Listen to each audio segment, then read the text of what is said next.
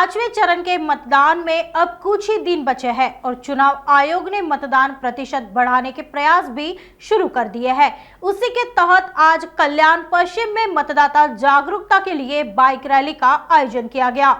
इस रैली में KDMC commissioner समेत कई अधिकारी, शहर के शिक्षक वर्ग और जागरूक नागरिक भी बड़ी संख्या में शामिल हुए।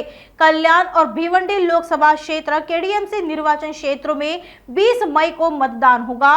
इसी पृष्ठभूमि में आज कल्याण पश्चिम के दुर्गा माता चौक से यह मतदाता जागरूकता रैली निकाली गई। आगामी 20 तारीख को मतदाताओं को भारी संख्या में अपने मताधिकार का प्रयोग कर लोकतंत्र के उत्सव में भाग लेने का आह्वान केडीएमसी आयुक्त डॉक्टर इंदुराणी जाखड़ ने किया है।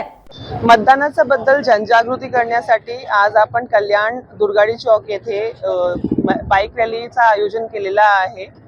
याचं महत्त्व हे आहे की 20 मेला आपल्याकडे इलेक्शन आहे लोकसभेची आणि त्यावेळेस लोकांनी जास्त प्रमाणात बाहेर येऊन मतदान करायला पाहिजे। यासाठी आपण लोकांना मोटिवेट करण्यासाठी ही बाईक रॅलीच्या माध्यमातून सगळ्यांपर्यंत एक मेसेज पोहोचवण्याचा प्रयत्न करतोय। नागपुर समय, गली से दिल्ली तक।